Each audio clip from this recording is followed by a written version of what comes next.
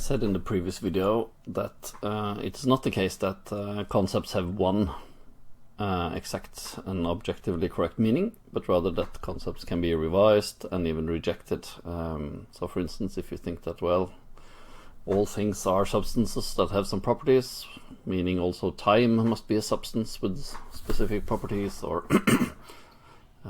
probability is a substance with a property, etc.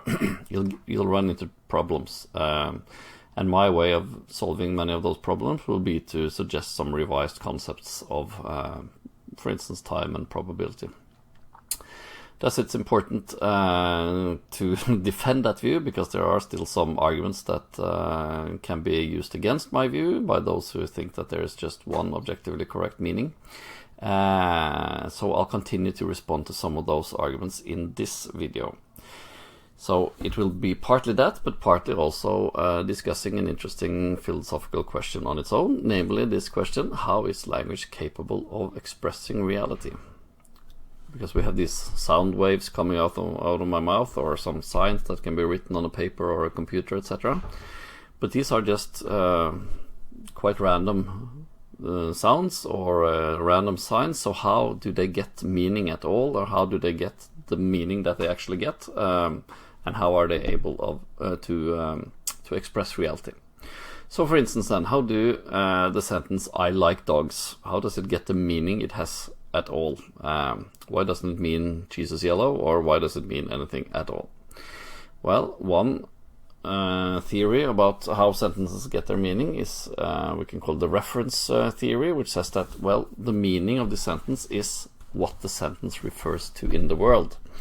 So it refers to me and the activity of liking, and then the dogs that exist in the world.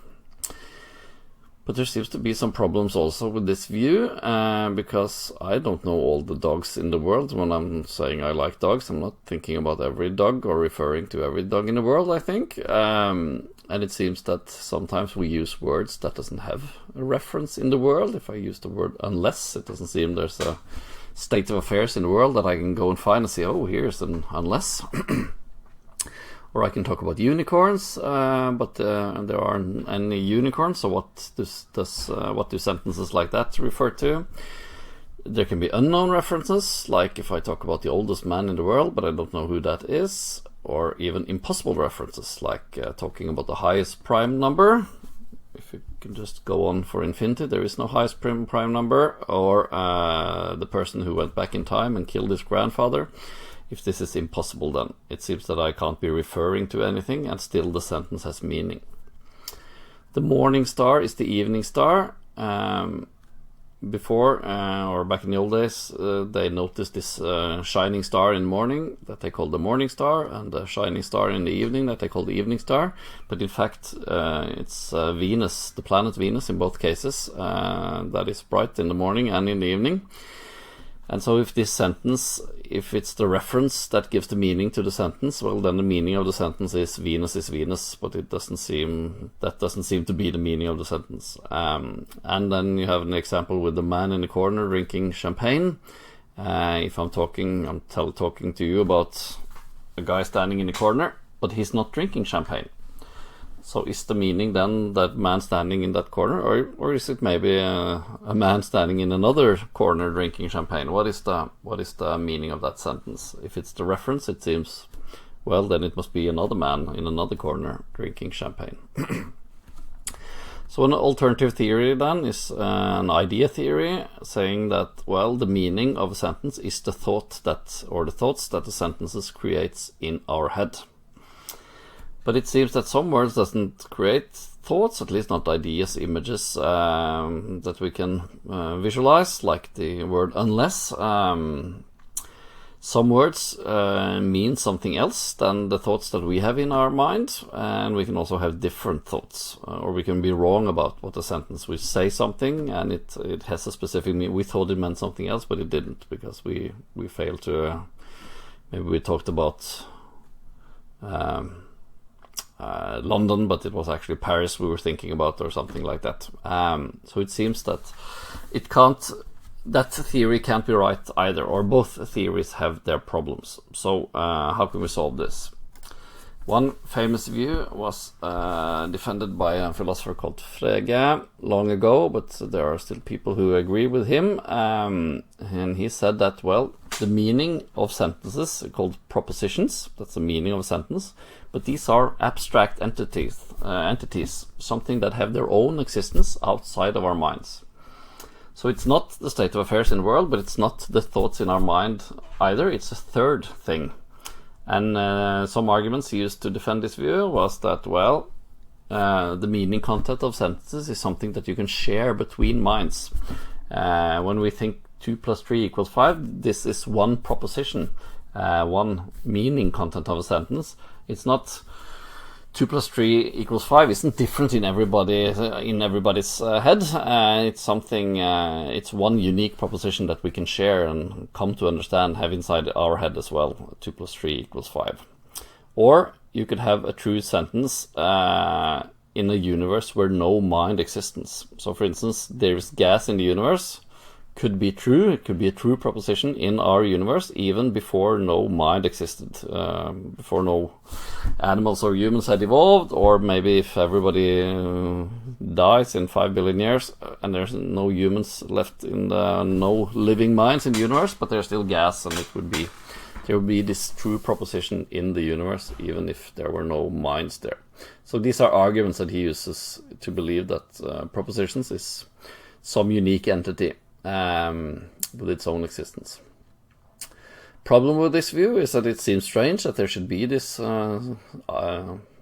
Platonic world, or abstract world, where you have propositions or sentence contents. It would be better if we could have an alternative theory where we didn't need to add an extra world or dimension in addition to ours. So in the following, I'm going to suggest some solutions to these problems. And I'll be saying that we should distinguish between meaning and reference. So we'll talk now first about the meaning and the meaning content of sentences. And some terminology first. A sentence is just a string of words made out of physical signs or sounds that can be read or heard. Whereas a statement is a sentence that can be true or false, because not all sentences can be true or false. If I say, open the window, you can't reply, you're a liar, because this isn't a sentence that can be true or false. Or if I ask a question or just make a joke or a strange sound or something, there are many sentences that aren't true or false, but those sentences that can be true or false, like there's a blue chair in the living room, we call statements. And I'll be focusing on statements, even if I use the word sentence. When it comes to the meaning of sentences, then, I argue that we should distinguish between three types. The intended meaning, which is the mental content that the speaker wants the listener to have.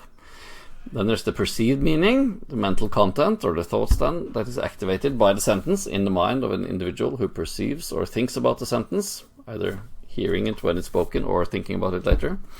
And then thirdly, the normal meaning, the meaning which normally is activated by the sentence in the mind of those who perceives it or thinks about it later, in the current period or context in question then. So we can say, what is the meaning of this sentence in Norway in 2022? For instance, that would be one context. What would people normally think when they hear this sentence? And this is what I would say is the closest to the sort of objectively correct meaning, but I reject that there is an objectively correct meaning. I say we should distinguish between these three kinds of meaning, because that will solve all problems for us, accepting that there are these three different meanings. Some more terms or terminology.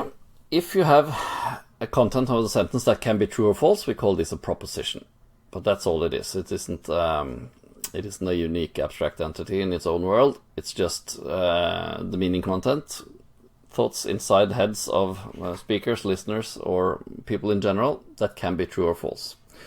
And if we use the term a fact, we should just mean by that a true proposition, because a proposition can be true or false. If it's true, well, then it's a fact. We can distinguish this then from state of affairs, which is a part of the world outside of the mind. And I've said earlier that, well, all access to state of affairs in the world happen through mind, but here I mean to distinguish between what's the mental content inside of one individual, distinguished from, or as opposed to, a state of affairs that is not part of this individual mind. So to distinguish them between the thought of a chair inside one person's head and the chair in the world, which is the state of affairs that he's thinking about. That's the distinction here. Something similar can then be said about word reference, or meaning is ideas in the head, but what is it then when words refer to the world? How can the letters P-A-R-I-S, Paris, how can they refer to the capital of France? How does that happen? How do they get how do the words get connected to this state of affairs in the world? How do words, these sounds or strings of signs, manage to connect to the world and refer to state of affairs? Well, again, we should distinguish between three types of reference. It's the intended reference. That's the state of affairs that the user of the word means to refer to. Perceived reference, the state of affairs that an individual perceives that word refers to. And a normal reference, the state of affairs that it is normally perceived that the word refers to, either in the relevant period among normal users of the word, and it could be either in a specific context or in the context of the language that the word is part of. So what does the word typically mean when you just look in the dictionary? Or what does the word typically mean in a specific context? Because it could be that pig is an animal, usually in that language, but maybe in a specific context, if someone is called a pig, we understand that it's now it's the metaphorical use that would be the normal reference. Just some people acting or behaving in a bad way, but not that would be the reference then, and not the animal in the farm. So how do words manage to refer to state of affairs? Well, there isn't this direct connection between the word and something in the world. It happens via the mind. That the word refers to a state of affairs just means that the person, in the case of intended reference, is thinking about one state of affairs and then using a word for it which she associates with that state of affairs. So I'm thinking about a horse, the state of affairs of a horse out in the world, and I use the word horse because I associate that with that state of affairs. And the same goes for the perceived reference. That the word refers to a state of affairs means that the word activates a representation of that state of affairs in the mind of the listener. So there is no direct connection between language and the world. They're just related via the minds of persons. This understanding then solves a lot of specific problems. We had these problems for the theory that said that meaning is reference. Well, then we got problems when it referred to something impossible or unknown or something vague. But if they refer to thoughts instead, then that's no problem, because our thoughts they can be vague and they can be inconsistent and impossible, etc. But that's no problem. The sentence, the morning star is the evening star, well, the meaning then is just that the star that you see in the morning is the same as the one you see in the evening, namely Venus. But the reference would be then to say that, well, the star you see in the morning and the star you see in the evening, they're both parts of the same state of affairs, namely Venus appearing both morning and evening. Same or something similar about the man in the corner drinking champagne. Well, if there isn't one correct objective reference, but just different references, then we can solve the problem. There is the intended reference, the man in the corner that the speaker is meaning or intending to refer to, and then there's the perceived reference. Which man does the listener perceive that now it's being referenced to? And then what would people normally think if they were listening to the conversation? If there is just one man obviously in one corner drinking and no one else around, then obviously then the intended and perceived and normally perceived reference would all be that person, even if he is not drinking champagne. If it's obvious that there's another person in a very close corner drinking champagne, where it's quite obvious that the man in the corner that the person intended to refer to was not drinking something else, then maybe the normally perceived reference would be the man in the other corner. But there's no problem as long as we just specify that there are different kinds of references. So there were some problems for this idea theory as well, saying that the meanings of words are our thoughts. It should be a spelling error there.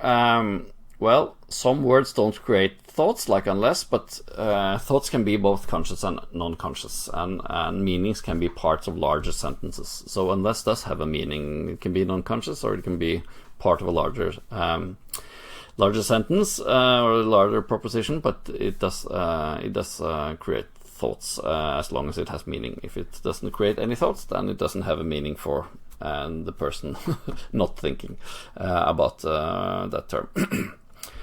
Some words mean something other than the thoughts we get. That's no problem, because there are differences between intended and perceived references, etc. We can have different thoughts, and that's no problem either.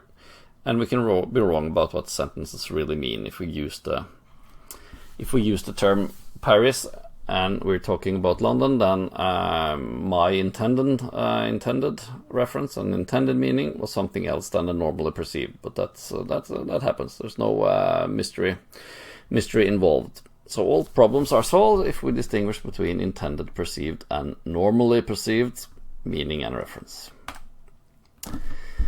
What about Frege's arguments? Well, we said that the meaning of sentences can be shared between minds, whereas I will say that people, when they're thinking about some words, they will have thoughts that are similar. And they can refer to the one and same state of affairs in the world. So we can say, well, there's Paris, this one thing they're referring to. They have different thoughts. When they're thinking about Paris, when they think about 2 + 3 = 5, I'll say, well, then their thoughts are very similar, but still there will be I bet there are differences of what's going on inside people's head when they're thinking 2 + 3 = 5. That's no problem. It can also refer to one equation of abstract objects. I'll explain how abstract objects like numbers work later, but there's no need to appeal to an extra proposition. Thoughts and references, as explained, is enough to explain what happens when people think about or talk about 2 + 3 = 5 or Paris. He also said that sentences can be true if no mind existed. We can say something true about the universe, that there's gas there. It wouldn't be true in that universe if there were no mind there, because something true means that a mind is saying something which expresses how it really is in that universe. So again, there's no need to